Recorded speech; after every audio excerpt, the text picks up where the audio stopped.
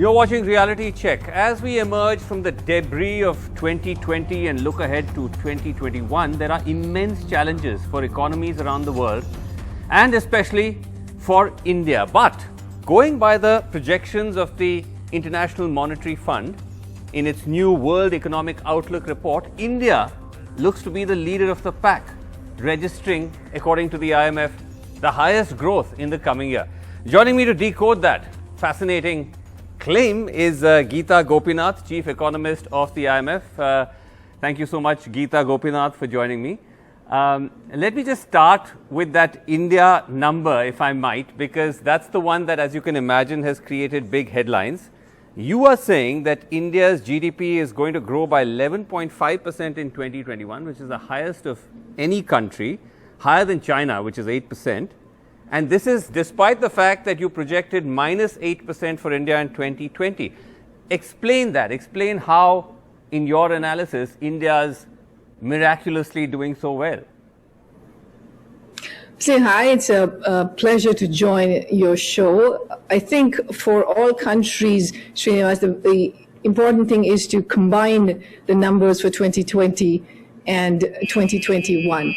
So part of the reason why the growth numbers are very large for 2021 is because there was a very severe contraction estimated for the previous year, right. So of an 8% contraction. So as a comparison with China, China is projected to grow 2.3% in 2020 and then another 8%. So cumulatively, that is over 11% growth in China over 2 years, as opposed to like 3% or something for India. So I think you always have to combine the numbers together. But again, indeed, it is an upgrade. And the reason for the upgrade are a couple of things. One is after India opened up from one of the strictest lockdowns in the world, you saw activity coming back much faster than expected. And secondly, and this is important, while in other countries, when you opened up, you actually also saw another wave or resurgence of the virus. In the case of India, on the other hand, you're seeing a very sharp decline in the number of active cases, as it appears that many more people are actually have the antibodies in their system. So I think this is a very important factor for it. Okay, so let me just take up that first point where you mentioned that one of the reasons why India might be doing so well is also because of what economists call the low base effect, that because you were coming off that minus 8%, that's one of the reasons why it's now 11%, because overall, if you look at it, as you pointed out, if you compare it factoring in the low base effect, then India's GDP growth rate is actually just 2.6% over 2019. Which is in fact much less than China. China is actually growing at about 10% compared to 2019. So we have an upgrade for India, so this is certainly better than what we had projected in October. Sure. But indeed, I think if you want to put the numbers in perspective, you really do want to accumulate over the 2 years. Okay, that's fair enough, because often what tends to happen is people go for the headlines and they don't actually do the decoding of the numbers, and that can be a little bit misleading. But overall, you are talking about an upgrade because, as you mentioned, that India is opening up, and also, fingers crossed, we're doing better with the virus. But I do want to ask you, though, Gita Gopinath, because there is the number of the upgrade, there is the kind of positive signal that it sends, but there's also the ground reality of what is happening in India, where we are beginning to see the economy turn around, but those numbers conceal quite a lot of distress, especially to small businesses and especially to the informal economy. Yeah, so a couple of points I will make. First is that, again, when you look at an eye-popping number like 11.5%, you should also keep in mind where India would have been in the absence of this pandemic. So if you, for instance, look at 2022 overall, and you look at where India is expected to be now relative to what it would have been, there is still a 9% gap. So there is, even in terms of the overall average GDP numbers, there is still a gap to close, even if India is doing better than what we expected in October. And secondly, indeed, what you said is correct, which is these numbers don't reveal the distress that you are seeing in the informal sector, what you're seeing with poorer households. And again, with medium, small enterprises, it's hard to get this information. Even when you come to employment, there isn't official data on at high enough frequency to see what's actually happening with employment. So, there is a lot of distress that continues. And again, just to keep in mind where India would have been relative to where it is now. Right. And when one looks at that gap, where do you think the government is falling short in terms of being able to try to provide that buffer? Because the government has announced a series of ambitious projects and programs about the amount of money it's pumped into the system, but a lot of people have broken it down, and the actual number in terms of actual cash out to the government is only just 1 or 2% of GDP. Is that enough, or is it not enough? The government, moved decisively on several fronts in terms of the lockdown initially, but also in terms of the overall level of support that was provided both above and below the line. But again, as we've always said, we believe that India could do more on the more direct spending measures. I mean, they are at this point, I think around this fiscal year, the number was around 3.1%. The average for emerging markets was around 3.5%. But also after 3.1%, I think it was only around 2.2% that was actually put in play. So there is certainly more that we believe India can do in terms of making sure that you are helping the vulnerable, the urban poor, the unemployed in this crisis. When you say more, give me an example in specific terms. What could that entail? Like cash? Well, I mean, cash specific. Yes. Right. So specifically, what the government did do in the peak of the pandemic was provide support in kind and in cash.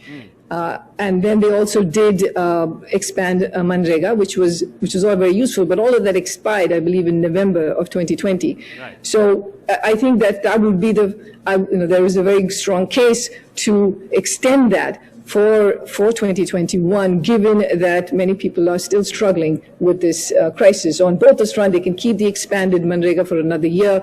They can bring back the cash transfers for another year. Okay. But, in the event that they want to do more, and in the event that they want to be less conservative and spend more, we keep coming back to this question of how is the government going to be able to afford it. I'm sure you've seen the government's books, and revenue situation is not great. It's unlikely to get any better. So where could the government raise money from? I know that many people talk about divestment, which is privatization of government entities. But those are all long-term or mid to long-term measures, are they not, Gita Gopinath? Is there anything that the government can do more immediately? Well, if you first look at the borrowing costs for the Indian government, if you look at 10-year borrowing interest rate costs, for instance, it is lower than it was before the pandemic because of all the monetary easing that's happened both in India and in other parts of the world. There's sufficient liquidity in the markets right now and demand for government bonds. So the borrowing costs are low. So it's not an environment where you're seeing borrowing costs shoot up, and that's part of the reason why you don't want to borrow, right?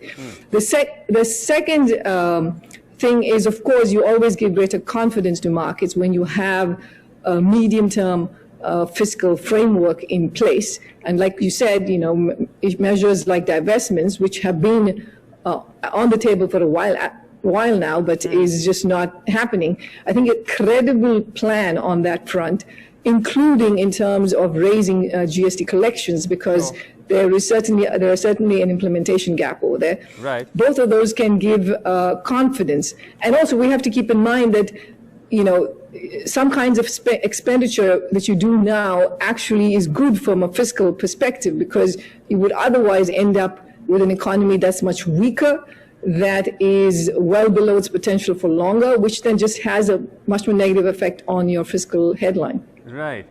Now, two challenges towards this business of borrowing, which I want to put to you. One is the worry that if you, and I'll take them one by one. One is the worry that if you keep overspending, you kind of breach your fiscal deficit targets, and then you get into that whole question of ratings agencies and downgrades.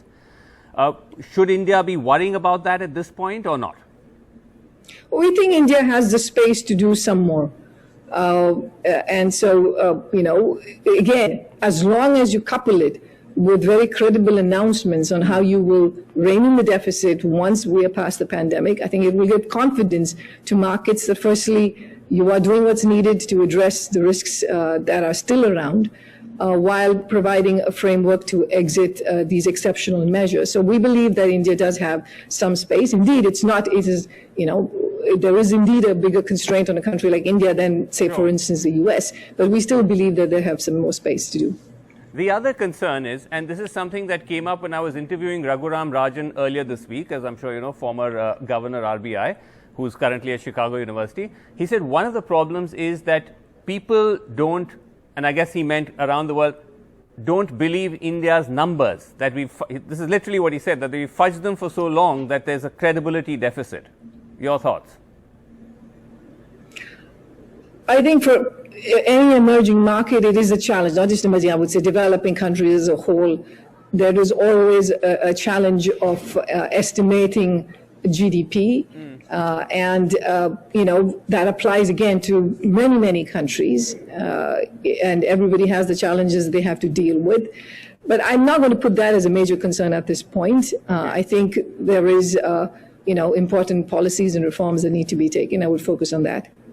Okay, that somewhat diplomatically answered, but that's fair enough.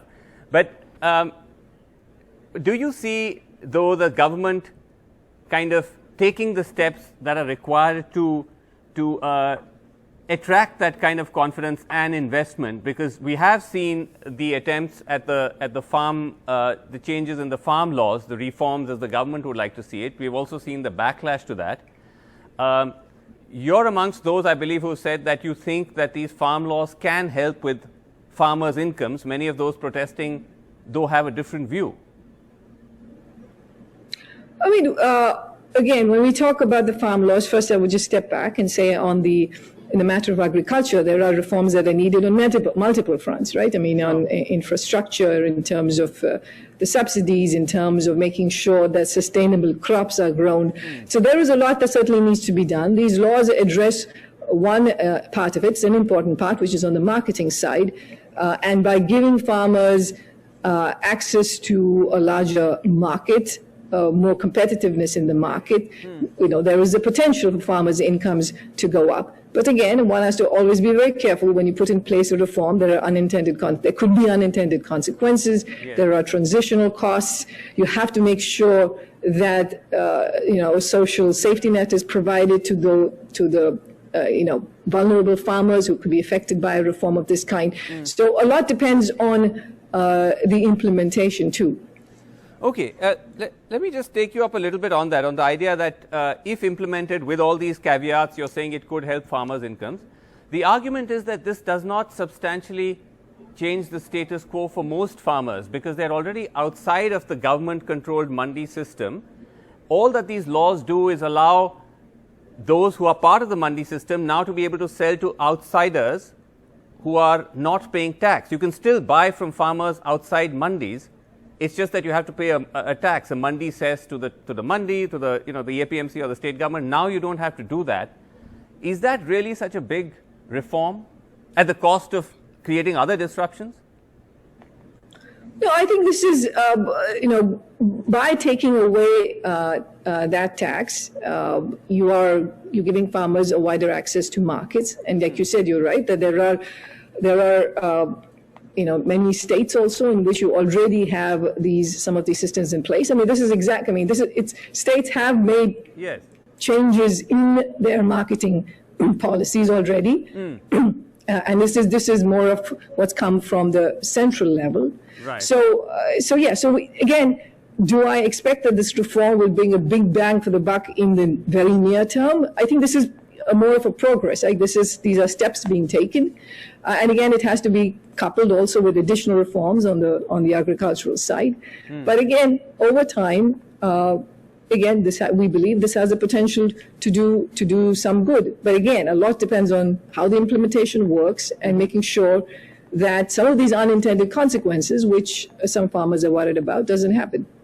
Right. But overall, though, when it comes to India now as an attractive investment destination for the world, especially where there seems to be some amount of, whether you call it unease or even a blowback with China, do you see that shift happening in India's direction? And if not, why not? So again, I think first we have to see what exactly plays out in the international arena. There's a new administration in the U.S. We still don't know what its policies will be, so let's see where that goes. But as for a matter of India, I think there is a very simple argument of making India much more competitive, for instance, as a manufacturing destination. This is not news. This has been known for a long time. Being able to have high levels of productivity in manufacturing, better logistics in terms of access to ports and just-in-time manufacturing. Right. Investing in all of that is what will give India bring India even more into the global supply chain and play a much bigger role in world markets. Is there any evidence of that happening yet or not yet? I mean, there has been some incremental progress made on that front, but there's still a lot more to be done. Okay, so it's still a work in progress, you'd say? Yes. Okay, since you mentioned that, I was going to ask you, since you mentioned the change of regime, I am curious I know it's very, very early days yet, but do you have a take on what kind of potential shift you could see with American policy towards India, under a Biden administration compared to the Trump era? I don't wish to speculate on that. I think, I'm sure we will hear sooner than later. Okay, fair enough. Let's just talk a little bit very quickly about, looking at, from the point of view of India, at any best practices that you've seen around the world of how countries have handled their economy in the pandemic and balance that with also virus control, because it's a very tricky balance. Is there any country or country that springs to mind which you think has done a pretty good job, from which we could learn? I think countries have taken very different strategies, and I think it'll take a little while for us to figure out whether these strategies translate to other countries. Of course, you have examples of countries in Asia, China, South Korea, and the others, where they've had great success with controlling the pandemic. In China, they actually had very strict lockdowns. In South Korea, it was mostly actually pretty light in terms of lockdowns, but much more in terms of testing and so on. I would say in terms of implications for India, I think one implication is, of course, better preparedness on the health front, not just for a pandemic, but in terms of health spending. I mean, India spends about 1% of its GDP. The government spends about 1% of its GDP on health, well below its peers. There's a lot of out-of-pocket spending that happens, which is also one of the reasons for people entering into poverty. And so raising that will help India, of course, also in terms of pandemic preparedness, but also in terms of just making sure that there is a healthy, productive workforce, and that people don't enter poverty because they have very high health costs. I see. Okay, just very quickly, we're running out of time. I just want to ask you something which is not directly pertinent to the economy, but this was about your tweet about Amitabh Bachchan. That must have been pretty cool, right? To suddenly have his name pop. I mean, he'd mention you in the show, and you're evidently a big fan. I am a big fan, but Srinivas, I'm just not going to say anything besides that. Okay. All right. Well, that was. I'm a big fan as well, so I can completely appreciate your response there.